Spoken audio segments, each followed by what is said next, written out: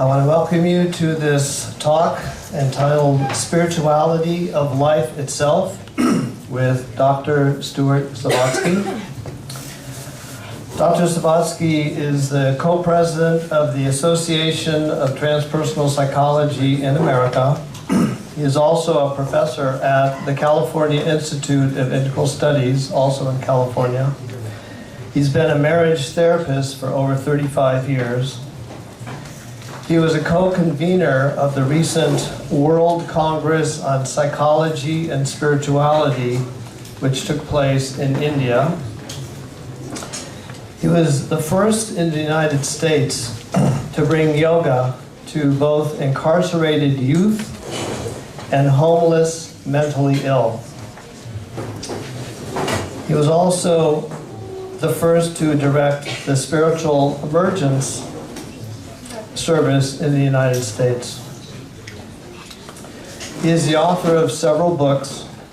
Some of the more well-known are Eros, Consciousness, and Kundalini, Words from the Soul, and Your Perfect Lips.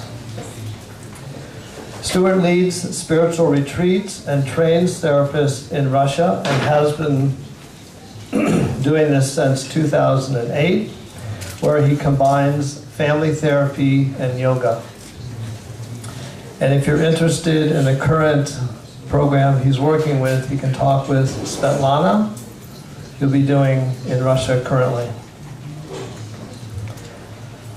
He's also going to be closing this conference tonight with what he calls a trance dance in the concert hall from 9:45 to midnight.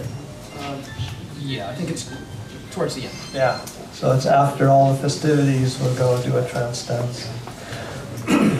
I've known Stuart for several years, and I know him to be a very humble compassionate, and spiritual man. He is a man that I feel not only talks about spirituality, but he also walks the path. He lives it. So it's with great pleasure that I introduce Dr. Stuart SOVATSKY.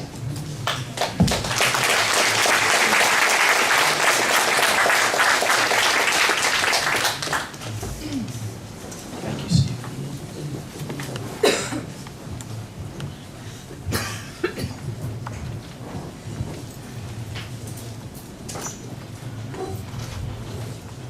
I want to start with my most important thing that I have to say, that I'm coming here from America to Russia. I want to start with the most important thing that I have to say. I want to make a promise to all of you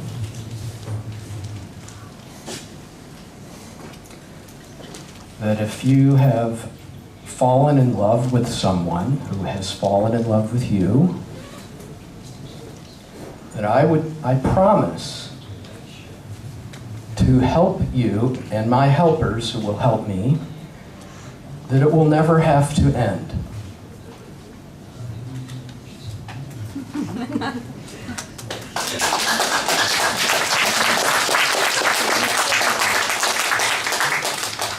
I promise you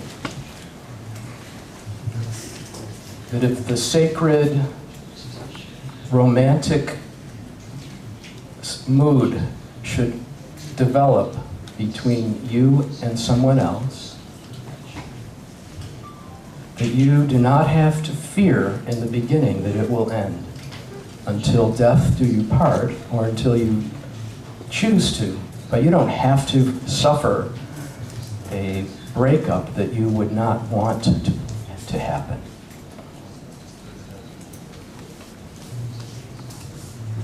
If you're married, I offer you the same promise that you do not have to have your marriage end in a divorce or a breakup. I promise that. That you, like my friend Stephen, who is a grandfather for 7 times, yes? 7 times, 7 grandbabies.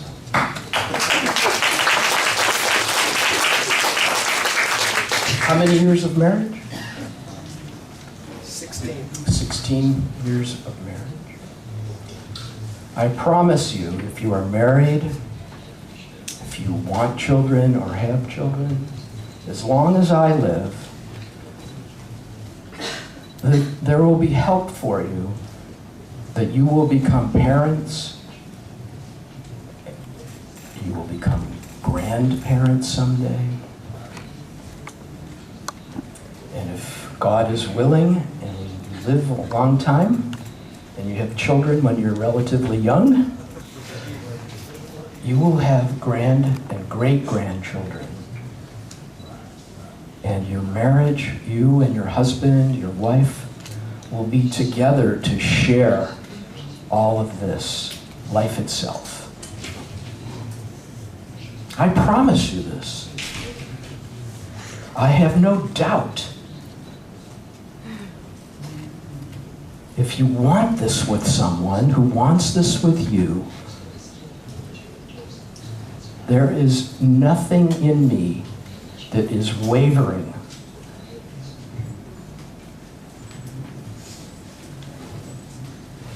As Stephen said, I've been doing this for 38 years, and I've seen too many incredible success stories that have removed all of my fears and doubts about helping marriages and families to last from the beginning as long as you can live. And your children, now I'm beginning to see second generation of clients. And this is, I'm going to present to you one part of the spirituality of life itself. It's It's not very abstract, but it becomes very profound. Because of why can I say this? Everything that I would explain as a theory of why can I make this claim, I could give you case histories of sessions, theory of male and female, and this includes for all our gay brothers and sisters. There's nothing different. Romantic love is romantic love. But I'll tell you something. If you were here when I was chanting, how many people were not here when I was chanting? How many people came in after I was chanting? Just a couple people. Well, I'll do some more. But it was all of the theory, all of the resource for my promise. You could hear it in the chanting. I'm very familiar with the interaction of male and female.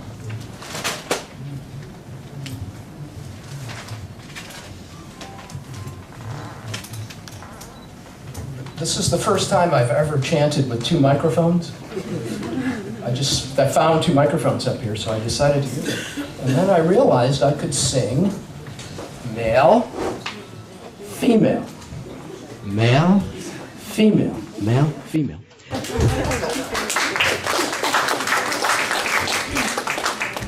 But when I'm singing the name Sita, Sita's the female, Sita, I am the male, singing the name of the beloved Sita. And when I am Sita, I'm singing the name Ram, Ram. And this is the mystical path of intermarriage. Mystical path of intermarriage is of all the many saints, many yogis. And I'll show you a quick picture of where it all comes from.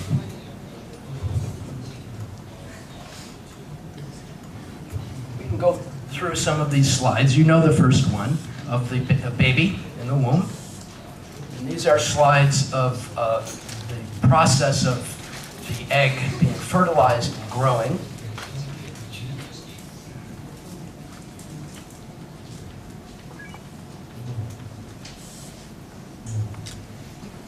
Here you can begin to see a living being.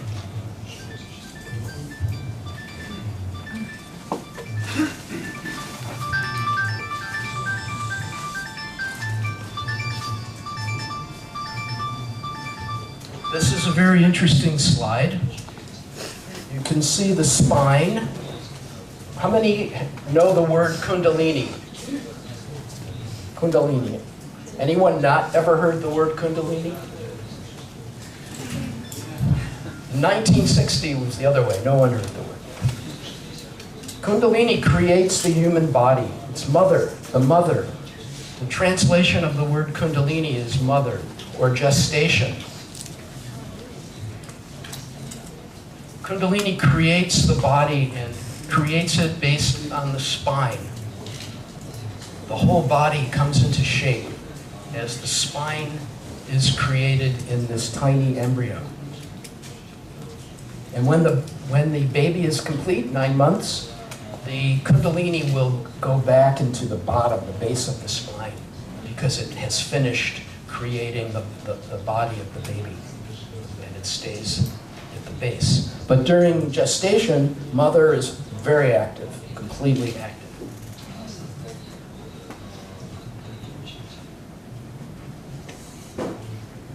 And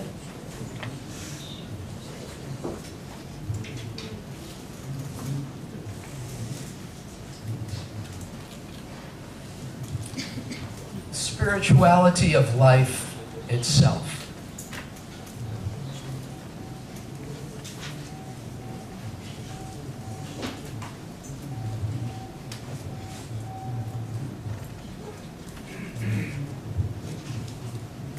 It's like angel. Is it not like angel?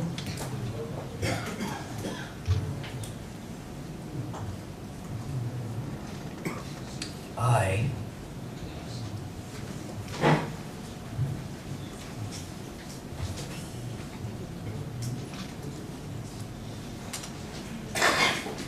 baby looks like he's praying. Doesn't look like he's making prayer.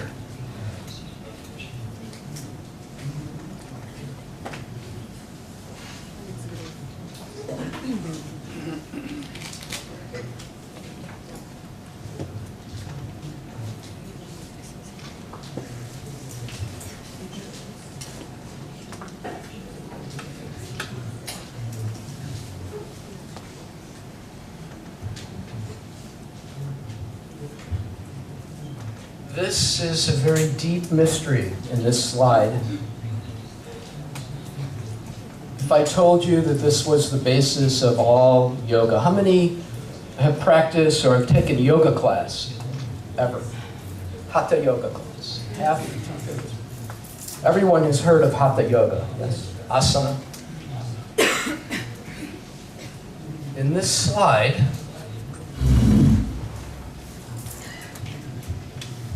right here, base of spine, perineum, between genital and anus. You, every one of you, me, all of us, male and female, penis, vagina. Did you know this?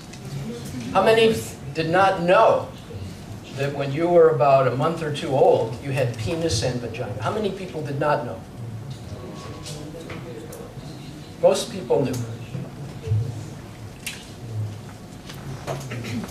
This is source of all yoga, this fact.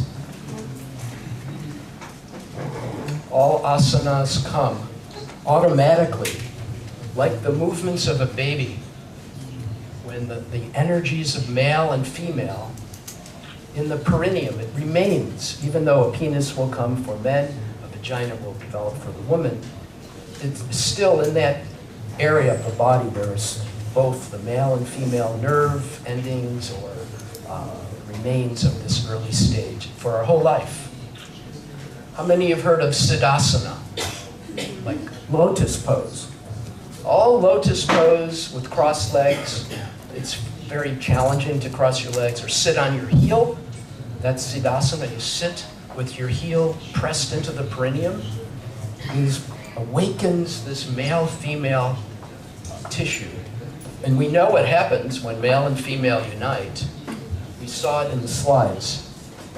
A new human being comes into existence. So the mystical intermarriage is another possibility. And you will notice, in India in particular, there are probably 250,000 Indian saints over the last 7,000 years. Buddha, Shankara, Shiva, on and on, many names. Mother, Aurobindo, all of them, but every single one had intermarriage. The celibacy of monks, they don't know in Catholic religion and Eastern Orthodox, in my opinion. This is why they're being celibate, is they're forming this intermarriage within themselves. Anyone in this room or any of your friends who want to try some months or years of intermarriage yoga, the deepest form of yoga I know of, not merely fitness or stretching, but the creative powers of universe. If you are interested in living that type of life, of the yogis like Buddha, like Shiva, like Shankara, like Janeshvar, like Tirumula, I can give you many, many names of saints. And they attained something that you could barely understand. Most of it, the names for what goes on in that marriage, only have Sanskrit terms. Because in India they studied this, they let it happen, these intermarriages more fully. And so like Kundalini, we don't find too many words in other traditions? And if so, the more important words isn't even Kundalini. That's the energy. Kachari Mudra. How many have heard of Kachari Mudra? Some? So that's a term that's much more significant in the human development that Tantra describes. Much more important than Kundalini. It leads to the puberty of the pineal gland. Because there are several puberties, so let me just mention two. We have the puberty of teenager, yes? Everyone has the knowledge about that. And that is the outer marriage. That's the puberty that gives us a basis for falling in love and outer marriage, and leads to the puberty around age 45 to age 75 of pineal gland. In Western physiology, pineal gland has been studied, and the chemistry is identical to what the yogis described 5,000 to 7,000 years ago in Rig Veda. Soma, or the body creates its own LSD. Everyone knows what LSD is? Anyone not know? Is that a good reference for everyone? As you know, in the 60s, the hippies found about LSD, and now we have transpersonal psychology. You know that is what happened. There's no big mystery here. In the 60s, some people were beginning to take the LSD. They were going to their therapist and saying, I saw God this weekend. My consciousness became infinite. And the therapist said, oh, you are being psychotic. Because their training had no room for real religious experience. But then the psychologists started taking the LSD because they envied their clients, their patients, who were much happier than they were. And this is Ram Dass, this is Stan Grof. Many, many people said, everything I was taught about Freud, or Carl Rogers, or Carl Jung, is all not exactly wrong, but very limited. And much of it, they would say, is wrong. It's so limited that it was wrong. So they had to create a new psychology to allow, to explain real experiences they were actually having. And now, 40, 50 years later, here we are. But the body creates its own LSD, called Amrita in Sanskrit, Rasa, Somarasa, many terms, Tejas, Ojas, Telas, Oras. Oras is interesting because it gives to us the term for gold in the periodic chart, Medvedev. Yes. Wasn't that? It was the Russian who created the periodic chart of elements. Gold symbol is AU. It comes from Sanskrit aura, oras, or aura of saint. Aura of saint, gold color. That is when pineal awakens, it's secreting auras, called in Sanskrit. Golden light. Melatonin. How many have heard of the name melatonin? Melatonin, very interesting, created by pineal gland. It makes you see light. When the melatonin comes out, you see light.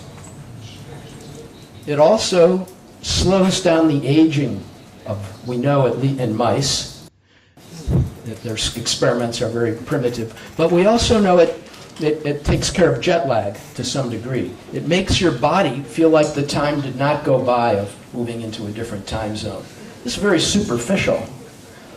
But when you go deeper and deeper into the yoga, this is how some yogis have lived for several hundred years, and some have lived for apparently more than 1,000 years. It's not that remarkable. How many babies? You have grandbabies? They will have children. You have a mother. Everyone here has a mother and a grandmother, a great-grandmother, great-great-great-great-great-great-great-great. This has been going on a long time. Here we are today. It's a very profound thing, life itself. This, and our parents, where it comes from, but also is the mystery in yoga, in all the religions, in my opinion, is this androgyny in the perineum. If you get it activated, it sends unions all the way up the chakras. And the final puberty, the final is the sixth center related to pineal gland. And the melatonin, more deeply than what science knows, starts to make you regenerate just as quickly as you age. No different than making baby, except you're making it in yourself through male and female union within yourself. No different than a husband and wife having intercourse and becoming a conception, sperm and egg unite, and a baby comes. This is very deep mystery. How many knew that all Hatha Yoga had to do with an inner androgyny? A couple people. This is what it is only about. Only when it came out of India was this part lost. That's why I was able to put this conference on in India, because they want their traditions to be known. It's very important knowledge that I'm sharing with you. Not for a present, there's not that much interest. But in the next 10 and 20 years, more and more people will want to go deeper into yoga. That's why Svetlana is taking on this project in Russia to teach the yoga at the deepest possible level. And maybe out of thousands, one or two will trigger this inner union and have a full puberty and will be a saint for all of us. I am totally influenced by the saint I met. He practiced this intermarriage 10 hours a day for 40 years. The chanting, 10 hours a day, or movement. His body, when he died, had no rigor mortis. Impossible. Rigor mortis, body gets stiff within 2 to 3 hours. 3 days, there was no decay of his body. And we have other stories. Yogananda, Swami Paramahansa Yogananda, when he died, his body showed no decay for 2 or 3 weeks. And this is according to government official, not devotees. Government officials saw his body. They still can't explain it. And we know about Christ. We know many saints who went in this direction. So I promise, because I know this path very well, anyone who would like to, or there's ways of combining in Tantra, the path of marriage or the path of romantic love with partner, with this inner marriage path. Any combinations.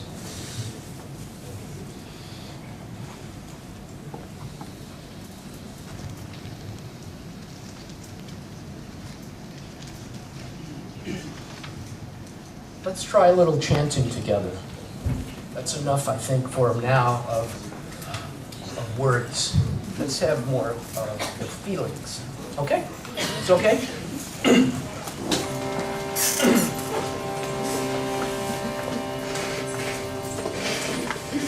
So we'll use the call and response style. Yes? Call and response. I will sing the line, and then you'll all sing it together. I'll join you for a while, but you all sing the second time. Then I will sing alone, and then you will echo back. Yes?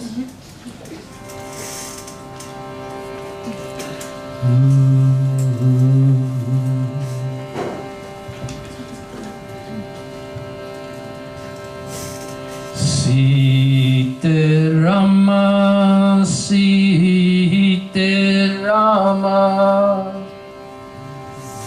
Sita Rama, Sita Rama. twice as loud. Let's practice for a second.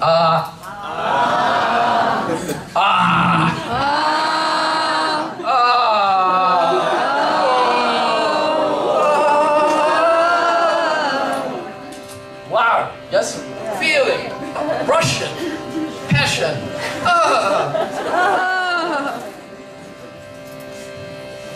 Pushkin. Dostoevsky. Rachmaninoff. Sita Rama, Sita Rama.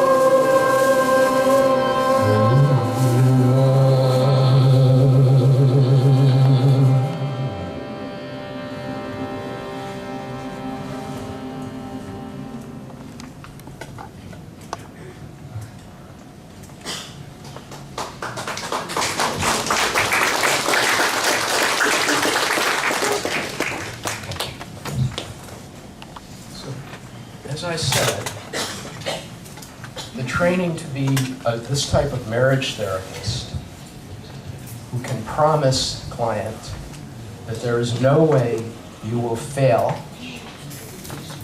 Could be an affair, could be fighting, could be yelling, could be violence, could be differences of religion. I've seen all of these end up successfully, happily married couples. All of the details can be worked out in trainings of how to conduct such sessions. But if I trace it to a single 5-minute period of time without words, that was what we were doing. We were giving voice to the whole range of longing, of the joy of coming together, of moods of fear, of separation, moods of frustration. Where are you? Where are you? What the heck is going on? You know, how could you do that? You know, it's my heart. You know, all of the different ups and downs of a relationship were given voice in that chanting, but back and forth. So you could feel both sides. Usually you only feel your side. When you're angry and you've been hurt by your partner, you're angry at them. Empathy was invented to help try to understand the other person, right? Empathy. You try to get in their shoes so you can understand, well, they thought they were doing something very different. Or you've been yelled at. How many have been yelled at by a lover or a husband or a wife? Just a couple people have had fights and have had difficulties. Yeah. And so, you know, you hear all this and it takes a long time to work it out. But what I'm saying, yes, we can talk about how all the different things that a psychotherapist might do, but it was all packed into that chant.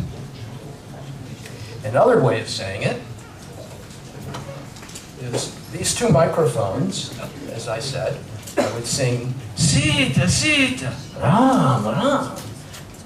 But when I would sing Ram, I would be Sita singing Ram, but after having heard Ram sing my name, Sita, Ram, Ram, Ram, Ram, and now Ram, whoa, Sita, Sita, Ram, Sita, oh, Sita, see, and then we got to the level, right, in the Hollywood world, that would be where the X rating comes in the movie. Is that the symbol system used in Russian movies? X pornography? It becomes too personal, too intimate. But in this chanting, nobody knows. It doesn't look like sex. It looks like singing. But in the mystical intermarriage, that's the union space. What it is in the intermarriage, these two microphones, vagina, penis. We were activating, I was having that, that's where it was coming from. The source, the root of my body, because not in my resume, but in my life was 20 years of intermarriage. 20 years. All sexuality, what you call sexuality, what Freud called sexuality, very limited idea, I promise you. The problem about sex and spirituality is that there's so much more to the eroticism of the body. If we knew, it would be much easier to describe. But for 20 years, chanting was my lovemaking practice, so to speak. You should try it. You change. Your emotions change. It's in yoga called rasayana, or the yoga of the hormones, the yoga of the endocrine system. It's very different from normal. But so we were singing Ram Sita, Ram Sita. That's the using deities. But if you trace it to this photo, yes, this mystery of the union is and right in the middle. Sita, Ram. Right here. The union. And that's where the creative impulse. So the image from a point of view of yoga is every marriage happy for a whole lifetime, children, grandchildren, great-grandchildren, and as people die, they see a living lineage. Their children are 70 years old, and you're about 90 or 100 in the ideal life, and your children are now 65, 70 years old. How many have babies? Clap for it.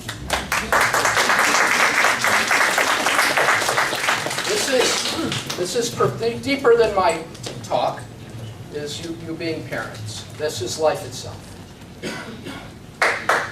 Thank you. Everyone who has been a parent, thank you. Where was it?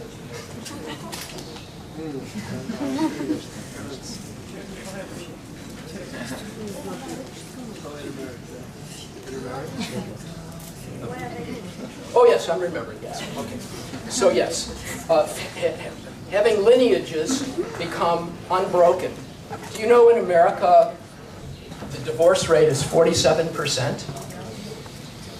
In Russia, I think it's close to the same, 45 to 50%. It's common in Western countries, in Europe, for divorce rate to be half, very close to half.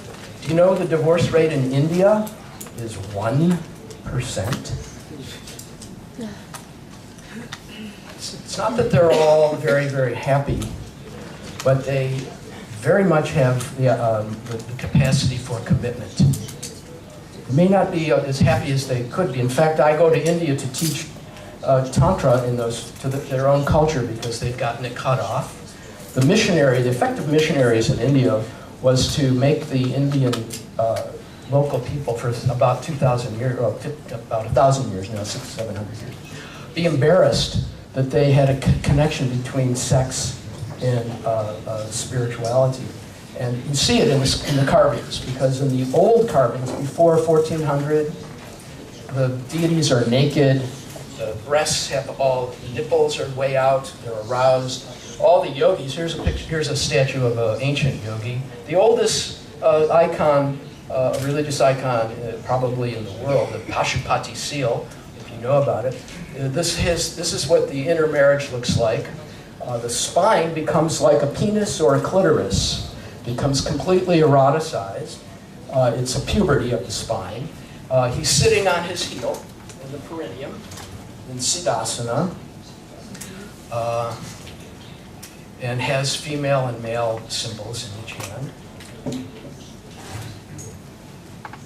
So in the Indian culture, they make space for for people who have this happen to them, but everyone else believes that they've married the perfect partner, and they get through as best as they can. But there was a time when they were all very happy, and we know this because of Khajuraho Temple. How many have heard of the erotic temple carvings at Khajuraho? Some people, we see that they were had a balance between the orgy capacity and the monogamy capacity. They were both together.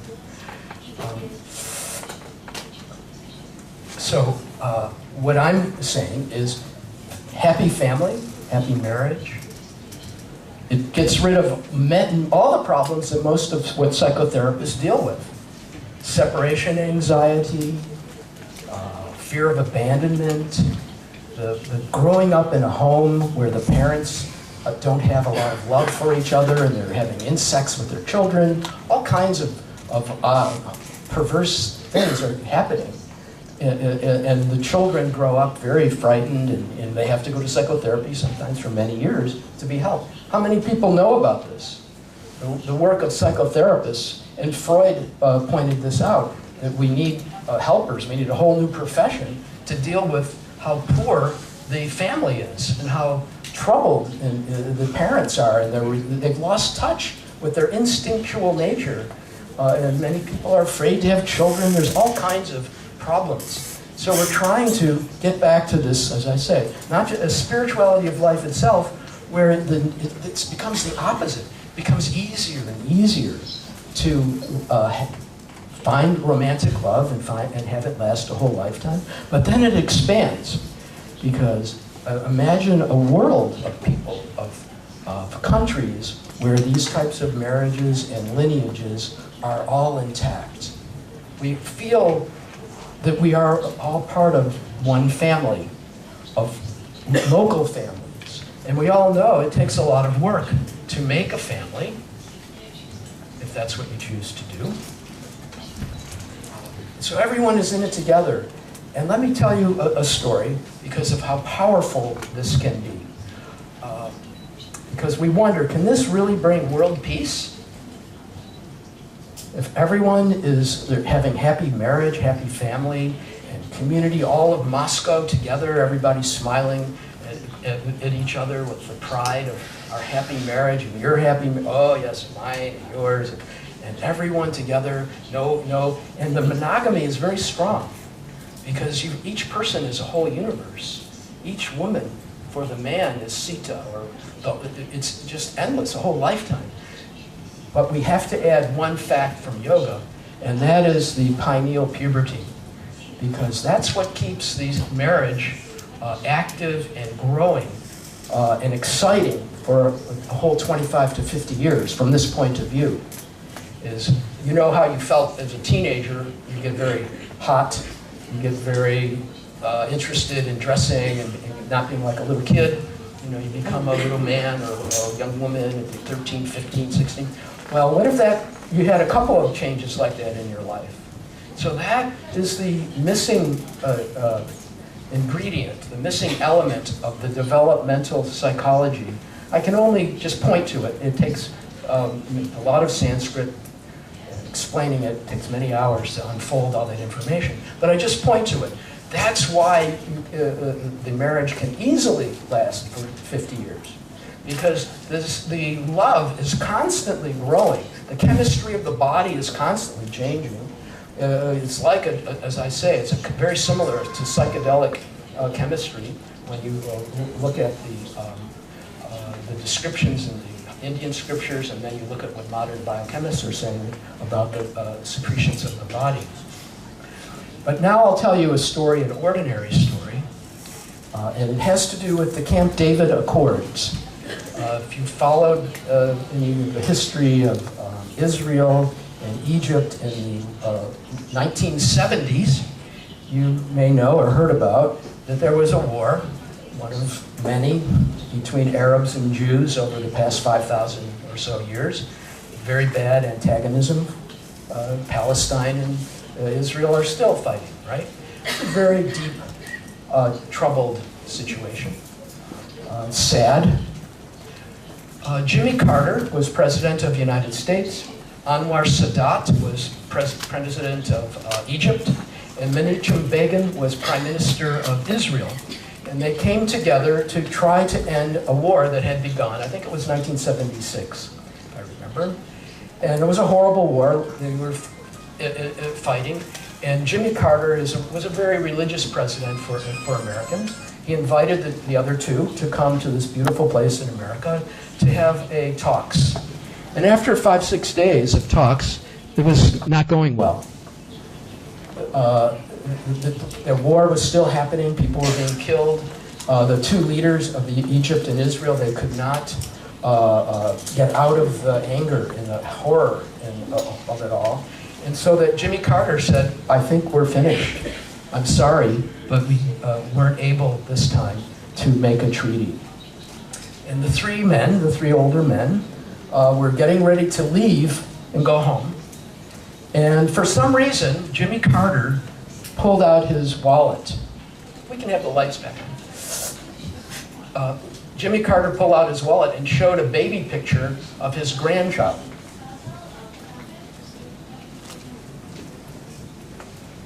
And these three men were now three grandfathers. They were not presidents of warring countries. Begin and Sadat took out their wallet and showed their baby pictures to Carter. And they smile. And then they weep.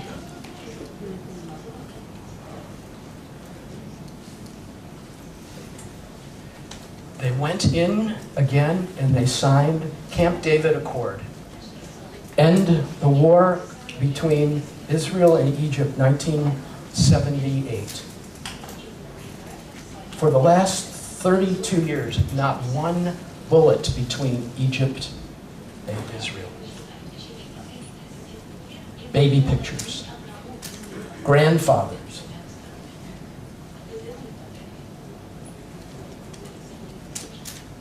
So this,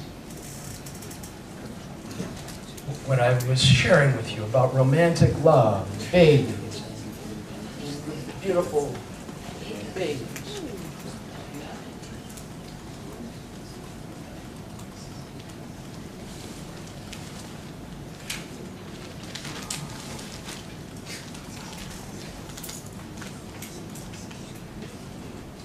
You know, it awakened these presidents, and somehow they were able to take it back to their countries.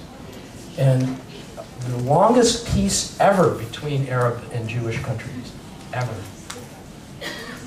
And I'll tell you one other story, slightly different story. You may know this. During World War I and World War II in Europe, they would have a truce during Christmas time, and December 25th would come, and all the soldiers, the German soldiers, French, the warring parties, the Italian, all the different armies, one day, December 23rd, 24th, they're shooting, kill, 25th comes because of Christ, because like a baby picture, very similar.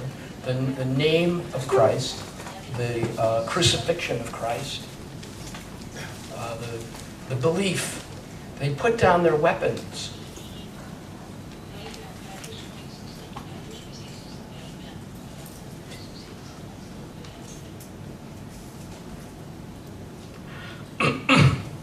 Soldiers began giving gifts to each other.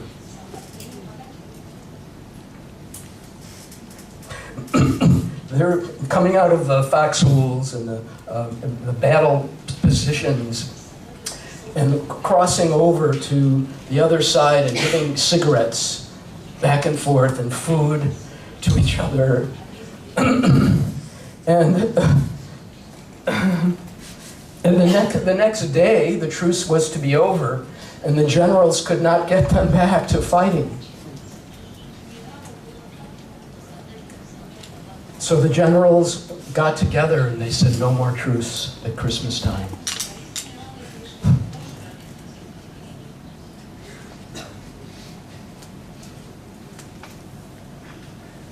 That's why the yogis, many people have said, the world is insane. The world that gets created, that leaves life itself and further away, whether it's vengeance or oil, you name it, religious, whatever it is, it gets you to kill life as an answer, as a method to prove a point, you know? The generals said it does not serve the purpose of war to have a truce where the enemies become friends. This is well-known fact in history. If you ever have a chance, it's not some little hidden, part of the history of Europe. So I very much share with you a great possibility, yes, that as thousands of families are happy, and you and your boyfriend, girlfriend, husband, wife, and your children and grandchildren, as we awaken this spirituality, it's very ordinary. You don't have to do too much pranayam or you don't need to know quantum mechanics, or anything. But you have to know about life. You have to get a sense of life again. And belief in the male-female, they're perfect for union. When there is that shared romantic mood, it's sacred. It's sacred. The romantic mood, when it's shared, is a sacred moment. And that as elders, if you're over 45, I call you an elder. If you're over 60 and 65, you're really an elder. It was our job and our grandparents' job to tell us what I told you at the beginning. You don't have to fear. I know how to help you, and you will be fine. But I'll tell you, psychology created something different, first time ever, very deep misinterpretation, certainly of Indian religion, called self-realization. We saw a little of this problem on the panel, the poor woman on the panel the other night, trying to say, what about family, what about daily life?